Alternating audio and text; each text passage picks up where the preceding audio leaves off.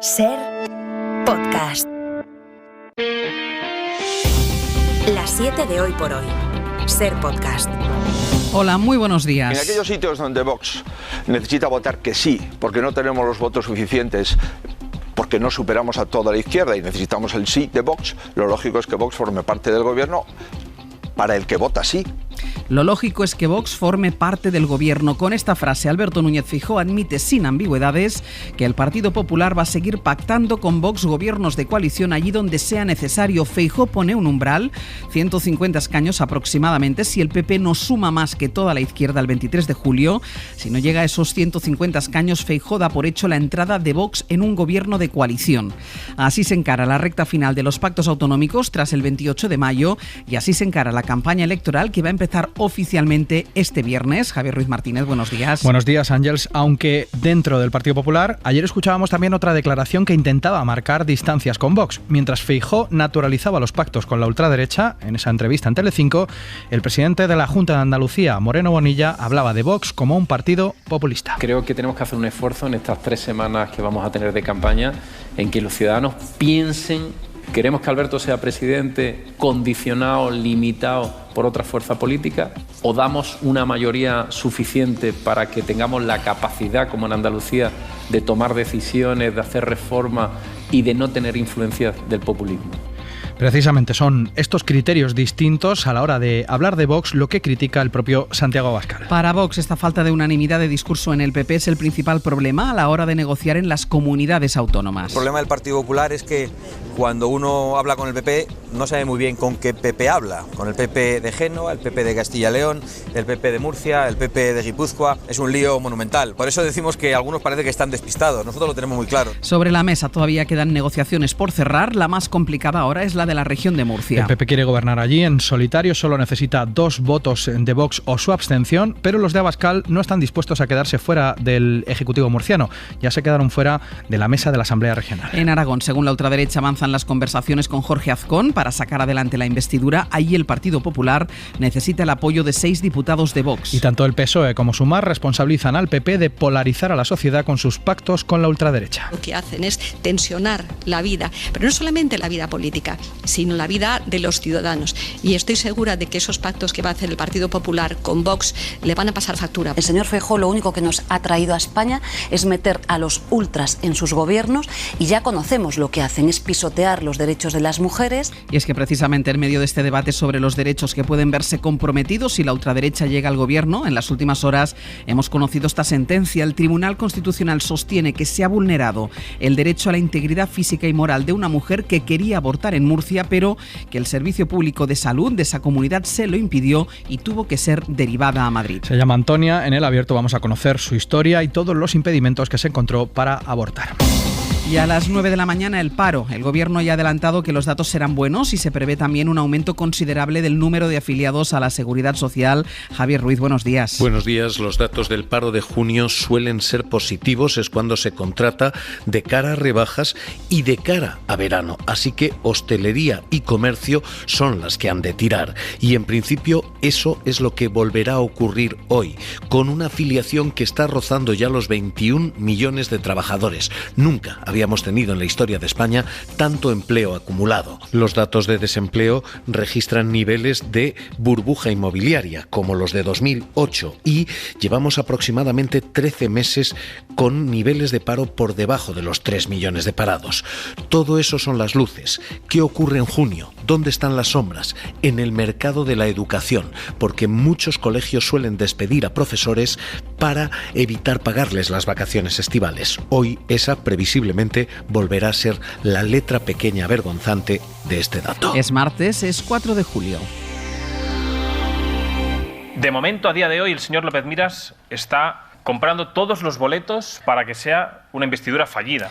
Ya lo escuchan, Vox presiona sobre todo al Partido Popular en Murcia. La ultraderecha quiere puestos en el gobierno y ahí empieza la cuenta atrás para negociar porque ya hay fecha para el debate de investidura de Fernando López Miras. Será pasado mañana, el 6 de julio. Gillian Ayala, buenos días. Hola Ángels, buenos días. El debate terminará el viernes y en cualquier escenario el Partido Popular necesita a Vox como mínimo una abstención en la segunda votación. El Partido Popular de Murcia esperaba seguir el ejemplo de Baleares, gobernar en solitario con la abstención de Vox, pero de momento la ultraderecha ultraderecha no cede. Radio Murcia, Juanjo Asensio, ¿cuál es el escollo? Buenos días. Buenos días. El principal problema está en esas exigencias de Vox en querer entrar en el gobierno de la Comunidad de Murcia. Siguen insistiendo en que tienen que tener en el Consejo de Gobierno la misma representación proporcional al número de diputados que tienen la Asamblea Regional. También está la desconfianza que el partido de Abascal dice tener sobre el PP, del que no se fía en un gobierno en solitario. El partido de ultraderecha acusa a Núñez Feijóo de estar impidiendo este acuerdo en la región de Murcia por cálculo electoral pensando en las generales del 23 de julio. De ahí que a día de hoy Vox mantenga bloqueada la investidura de López Miras. Desde el PP la postura es la de ofrecer a Vox un pacto de investidura, un pacto programático para gobernar aquí en solitario. En Baleares hoy se va a retomar el debate de investidura de Marga Proens, aunque la candidata del PP tendrá que esperar hasta el jueves en la segunda votación para ser presidenta del Gobierno, y en su discurso hemos podido escuchar algunas pistas sobre las prioridades que tendrá su ejecutivo. Lo más destacado es un fortísimo liberalismo económico y ninguna referencia, por ejemplo, a la transición ecológica o al cambio climático. Radio Mallorca, Juan Antonio Bauzá, buen día. ¿Qué tal? Buen día. Sí, tampoco referencias al feminismo, a la memoria histórica o a la pandemia, sí a cambio y libertad, que fueron las dos palabras más utilizadas por la candidata del PP, que agradeció a la ultraderecha, a Vox, su apoyo, y para los que tuvo también algunos guiños, aunque insistió en marcar diferencias con sus socios de investidura. He de dir que existeixen diferències entre el Partit Popular i Vox. És obvi que existen diferencias entre PP y Vox, decía Proens, que es obvio, hay cosas en las que no piensan igual. Defendió una reforma fiscal con la supresión del impuesto de sucesiones y donaciones como primera medida y una rebaja de impuestos. Eliminará la moratoria de plazas turísticas, no aplicará la ley estatal de vivienda y dejará en suspenso la LOMLOE. Recuperará dos leyes del PP de Bauzá y suprimirá el requisito del catalán para acceder a la sanidad pública. Donde se ha sido investida ya presidenta una candidata del PP es en Cantabria. La popular María José Sáenz de Buruaga es ya presidenta de esa comunidad gracias a la abstención del partido de Revilla. Allí tanto el PSOE como Vox votaron en contra. Radio Santander, Marta Bustamante. Sí, y es la primera mujer que llega al gobierno de Cantabria y lo hace destacando que con ella deje de ser noticia que una mujer lidere el gobierno regional. Lo hará el Partido Popular en minoría gracias a lo que Buruaga llama lealtad democrática. La abstención de Miguel Ángel Revilla de los regionalistas, un PRC que le ha dado su respaldo para evitar que los populares tuvieran tentaciones de alcanzar un acuerdo de gobierno con Vox. Por ello, en la sesión de investidura, gratitud y buenos deseos. Estoy profundamente emocionada y agradecida. No es un privilegio, no es un honor, es la mayor responsabilidad de mi vida.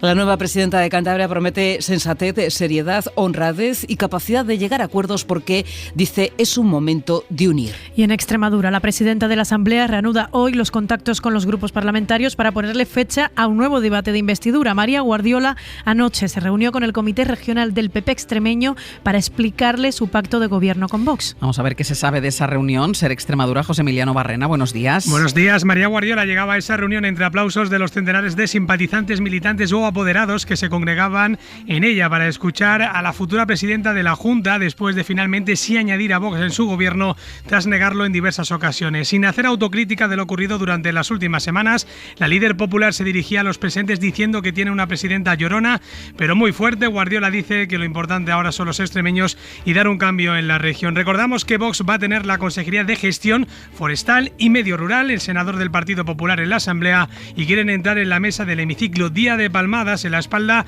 antes de que hoy se reúna la presidenta de la Asamblea con los grupos para proponer candidato o candidata. Encuentros con los grupos parlamentarios que empiezan a las 9 de la mañana. El primero será Guillermo Fernández Vara. Y esta mañana la crónica de tribunales también salpica al Partido Popular, específicamente a Esteban González Pons.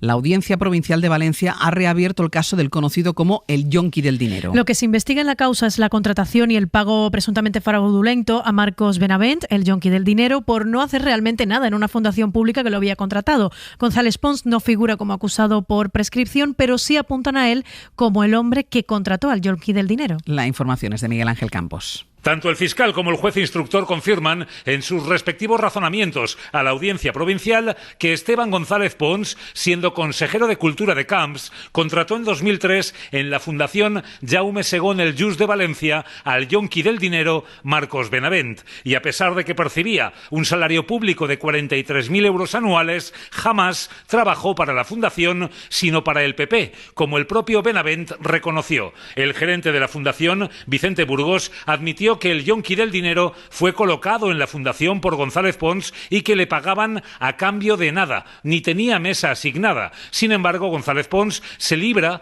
por prescripción de esta causa, según admiten desde Anticorrupción a la SER. Solo serán encausados por malversación continuada y prevaricación el propio Marcos Benavent y el gerente de la fundación, Vicente Burgos. No es la primera vez que el tiempo y no los hechos permiten que González Pons sea exonerado de un proceso penal. También sucedió en la Gürtel, donde el director de Canal Nou le acusó de ordenarle contratar a la trama. También aparece vinculado a varias contrataciones ilícitas. González Pons anunció una querella cuando fue inculpado. Nunca la presentó.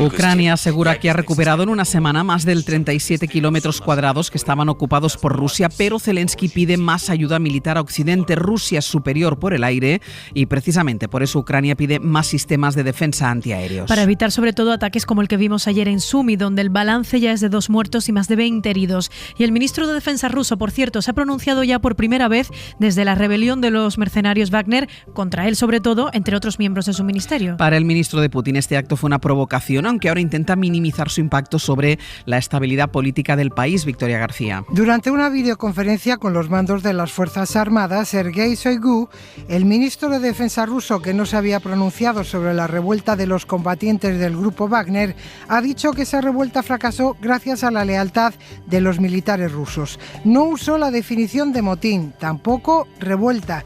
Calificó los hechos como un intento de desestabilizar la situación en Rusia. Estos planes fracasaron ante todo porque los efectivos de las Fuerzas Armadas siguieron fieles a su juramento y al deber militar. Dijo el ministro que estos acontecimientos no han afectado el operativo militar especial ruso en Ucrania, como llaman a la invasión. Las tropas rusas cumplen de forma valiente y abnegada las misiones que le han sido asignadas.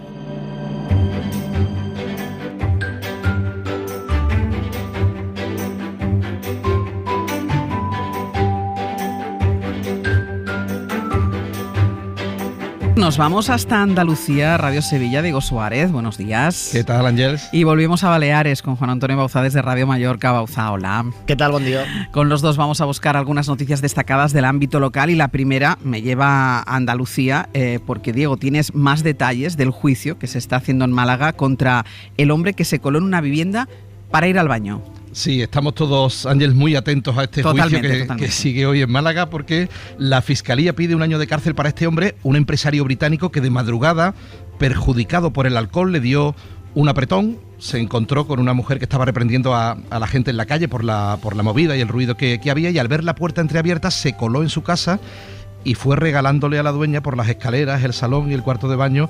Bueno, después de ponerlo todo perdido, el hombre se vino arriba, se duchó, se puso ropa limpia que encontró por allí por el dormitorio de la dueña. Según el abogado, es que ella no habla inglés, el acusado no habla español, así que entre gestos y dada la urgencia, el hombre entendió que ella le daba permiso para ir al baño. La mujer alega que tuvo que recibir tratamiento psicológico y este hombre, pues además de depositar aquello en casa de la señora, ha depositado una cantidad en el juzgado para afrontar la responsabilidad civil. Ahora la presión es para el jurado popular, porque esto va con jurado popular, que es el que deberá decidir sobre esta cuestión tan escatológica y que... Claro, la solidaridad por el apretón frente al allanamiento de morada. Claro, es que estamos en dos posiciones muy diferentes, ¿no? La Fiscalía piensa que es un allanamiento de morada, claro. La defensa, lógicamente, considera era una que urgencia. Era una urgencia y que los gestos de la señora invitaban a que el hombre entrara en la casa y pudiera... Claro, pero una cosa, Diego, es ir al baño en una urgencia y otra ya es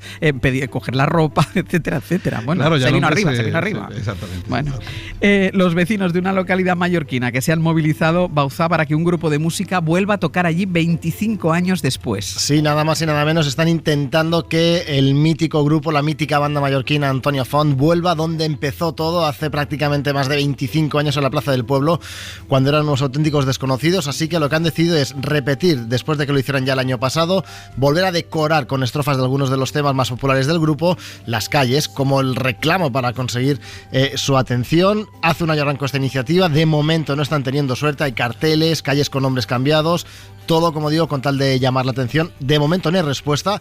Sí que algunos de sus integrantes, que por cierto se hacen llamar alpinistas samuráis en honor a uno de los temas de Antonio Font, hay alguno de sus integrantes, como el guitarrista, como Joan Miquel Oliver, que le ha dado a me gusta alguna publicación en redes sociales. Nos consta que el mensaje, por tanto, les ha llegado, pero de momento no están respondiendo a esa petición de sus seguidores en Buñola, que no van a desistir, ya han dicho, en el intento. Pues que no se hagan de rogar tanto, ¿no? Ya veremos a ver cómo acaba esta historia. La presión popular, eso se llama presión popular. La medida es original, desde luego. No, totalmente. Pausa, Diego. Hasta luego. Buenos días.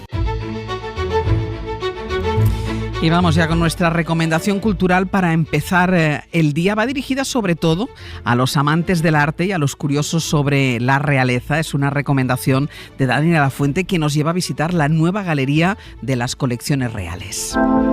Hace unos días les recomendábamos En Movimiento, la primera exposición temporal de la Galería de Colecciones Reales sobre la historia del carruaje español.